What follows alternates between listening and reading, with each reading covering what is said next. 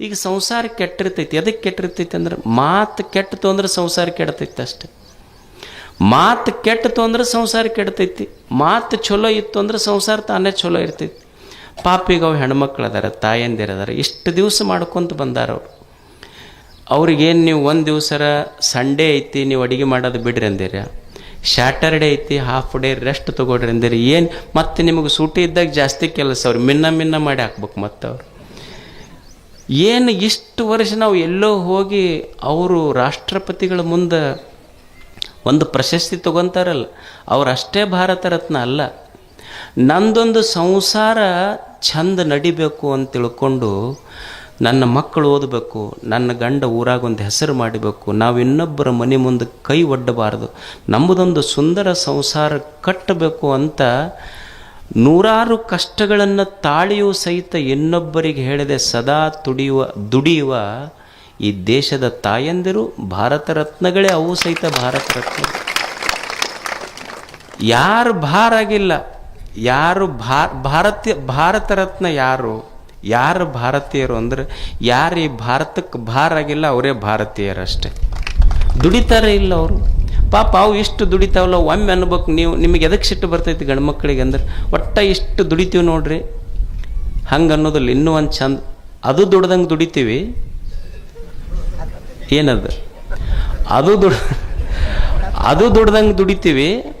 ಒಂದು ಫೋನ್ ಹಚ್ಚಿ ಕೇಳಿಲ್ಲ ನಮಗೆ ಮಧ್ಯಾಹ್ನ ಊಟಕ್ಕೆ ಬರ್ತಾರೆ ನಾನು, ಹೌದಲ್ಲ?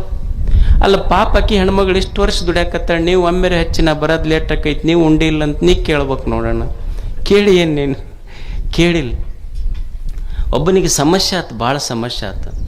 ಒಬ್ಬ ಜ್ಯೋತಿಷ್ಯ ಹತ್ರ ಭಾಳ ಸಮಸ್ಯೆ ಆಗೈತೆ ರೀ ಮನ್ಯಾಗ. ಏನು ಸಮಸ್ಯೆ ಆಗೈತಿ? ಒಟ್ಟ ನಮ್ಮ ಮನೆಯವ್ರಿಗೆ ನಮಗೆ ಹೊಂದಿಕಿಲ್ಲ. ಅಲ್ಲಿ ಏನು ಸಮಸ್ಯೆ ಹೊಂದಿಕಿಲ್ಲ ಅಂದ್ರೆ ಏನಾಗೈತಿ? ಅವ್ರು ಏನು ಅಡುಗೆ ಮಾಡ್ತಾರೆ ಒಟ್ಟು ಸ್ವಾದ ಇಲ್ಲ ಅದ್ರಾಗ ನನಗೆ. ಅಲ್ಲೋ ಜ್ಯೋತಿಷ್ಯದಾಗ ಏನರ ಹೇಳ್ಬೋದು, ನಿನ್ನ ಸಮಸ್ಯೆನೂ ನಮ್ಮ ಮನೆಯಾಗ ಹೋಯ್ತಿದ್ದು ಸಮಸ್ಯೆ ಅಂದ. ಸೇಮ್ ಪ್ರಾಬ್ಲಮ್ ಅಲ್ಲಿ ನಮ್ಮ ಮನ್ಯಾಗೂ ಹಿಂಗಾಯ್ತು. ಇದಕ್ಕೆ ಜ್ಯೋತಿಷ್ಯದಾಗ ಏನು ಹೇಳಕ್ಕೆ ಬರೋದಿಲ್ಲ ಅಂದ್ರೆ ಅವ್ರ ಅಲ್ರಿ ಮತ್ತೆ ಏನು ಹೇಳ್ಬೇಕು ಇದಕ್ಕೆ? ಒಟ್ಟು ಅವ್ರು ಏನು ಸ್ವಾದನ ಇರೋದಿಲ್ಲ ಅದ್ರಾಗ.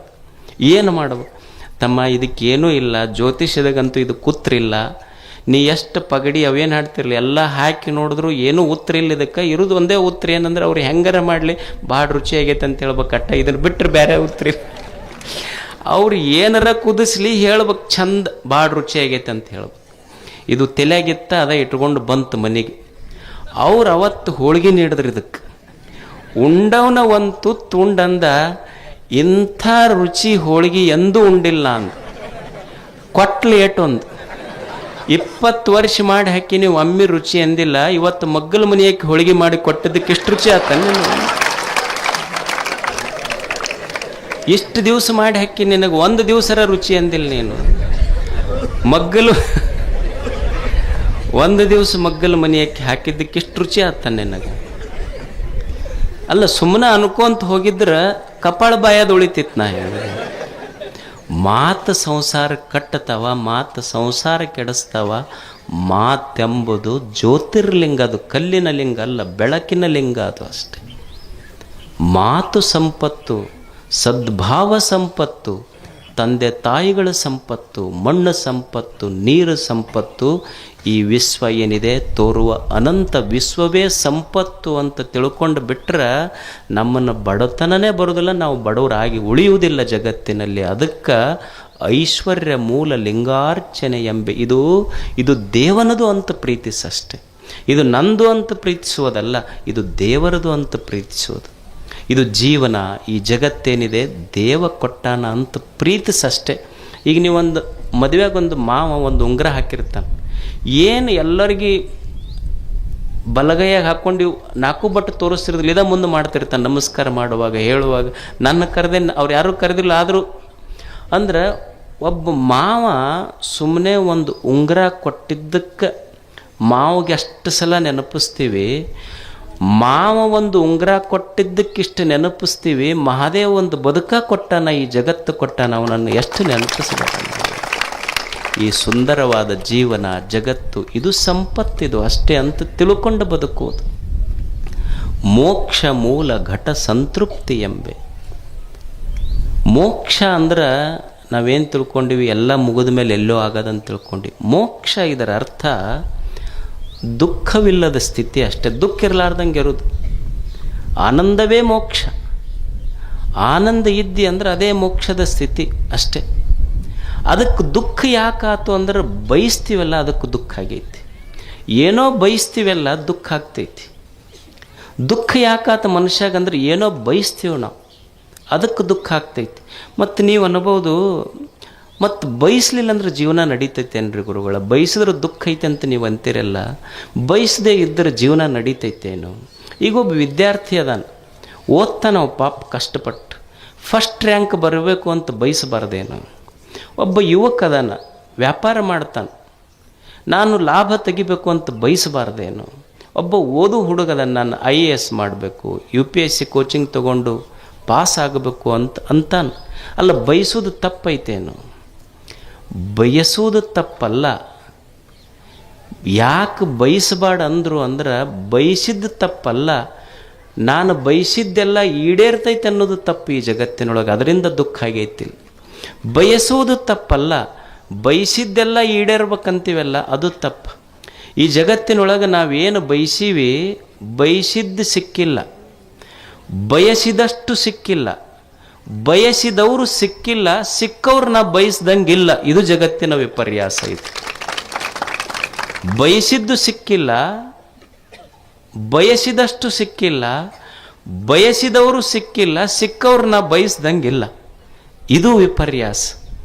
ಅದಕ್ಕೆ ನಾ ಅನ್ಕೊಂಡಂಗೆ ಏನೂ ನಡೆಯುವುದಿಲ್ಲ ಈ ಜಗತ್ತಿನೊಳಗೆ.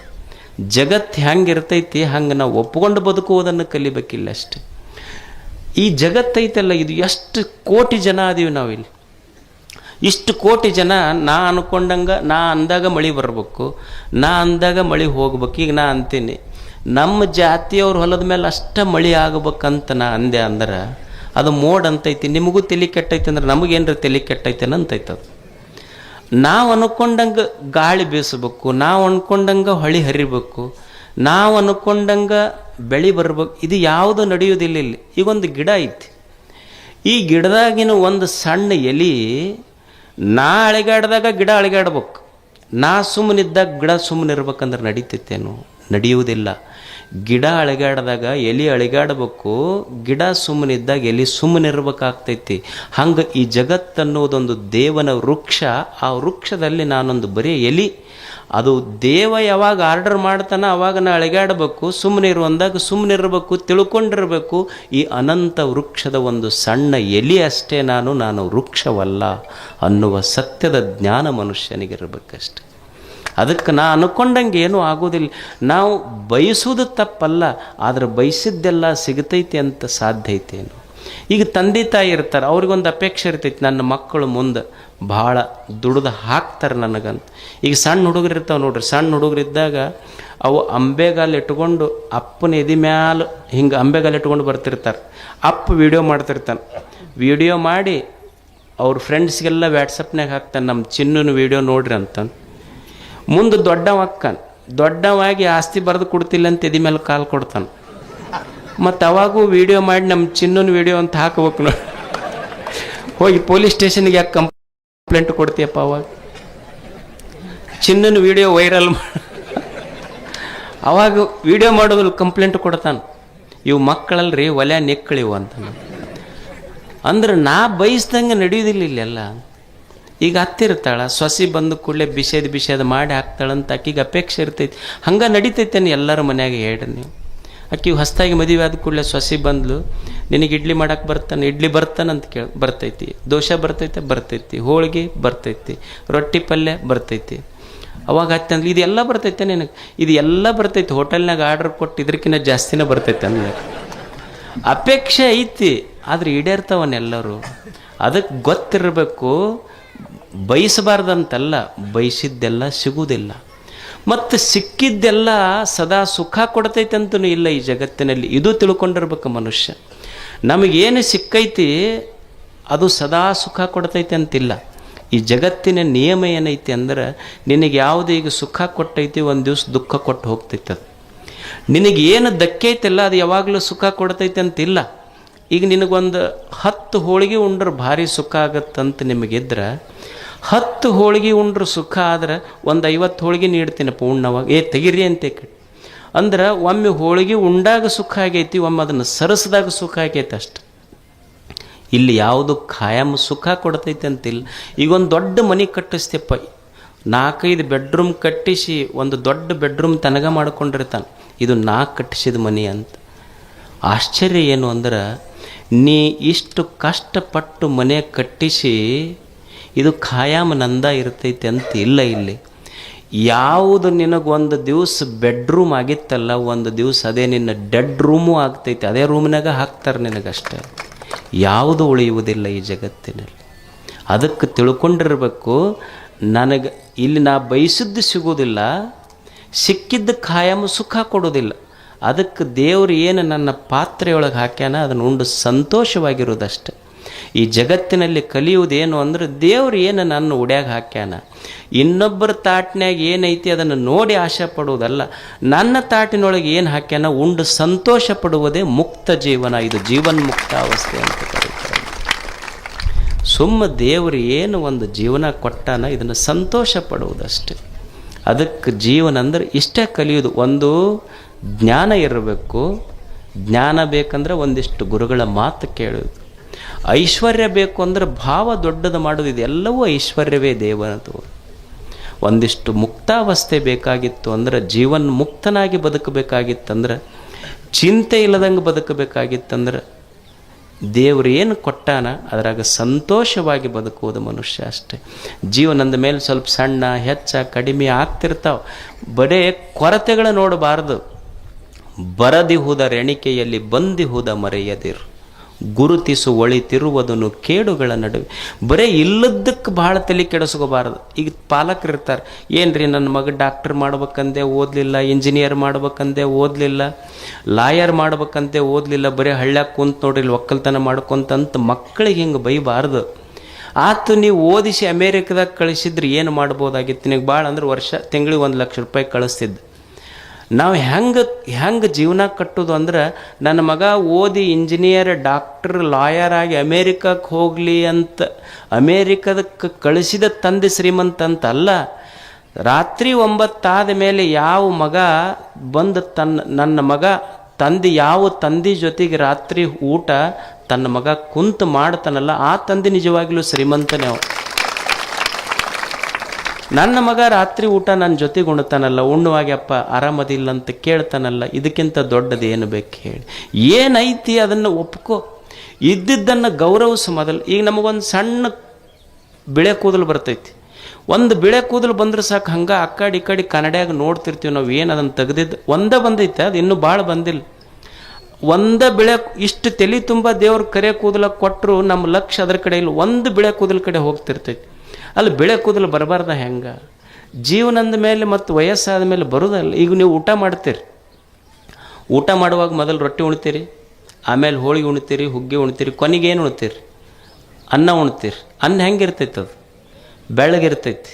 ಅಂದ್ರೆ ನೀವು ಹೋದಾಗ ಅನ್ನ ಉಣ್ಣಾಕತ್ರು ಅಂದ್ರೆ ಊಟ ಮುಗ್ಯಾಕೆ ಬಂದೈತೆ ಅಂತ ತಿಳ್ಕೊಬೇಕು, ಮತ್ತು ತಲೆಯಾಗಿ ಬೆಳೆ ಕೂದಲು ಬಂದು ಅಂದ್ರೆ ಜೀವನ ಮುಗ್ಯಾಕೆ ಬಂದೈತೆ ಅಂತ ತಿಳ್ಕೊಬೇಕು ಅಷ್ಟೇ. ಇದು ಜೀವನ, ಇದು ಅಷ್ಟೇ, ಇದು ಜೀವನ ಇದು. ಅದಕ್ಕೆ ಏನು ಇಲ್ಲದಕ್ಕೆ ನೀವು ಹಳ್ಳ್ಯಾಗ ಅನ್ನೋದಿಲ್ಲ, ಇಲ್ಲದ ಕೇಳಿ ಗಲ್ಲ ಬಡಿಸ್ಕೊಂಡ್ರೆ ಅನ್ನೋದಿಲ್ಲ, ಇಲ್ಲದ್ರ ಕಡೆ ತಲೆ ಕೆಡಿಸ್ಕೋಬೇಡ. ಏನು ದೇವರು ಕೊಟ್ಟಾನ ಅದನ್ನು ಆನಂದದಿಂದ ಅನುಭವಿಸು. ಇದು ಜೀವನ್ಮುಕ್ತ ಅವಸ್ಥೆ.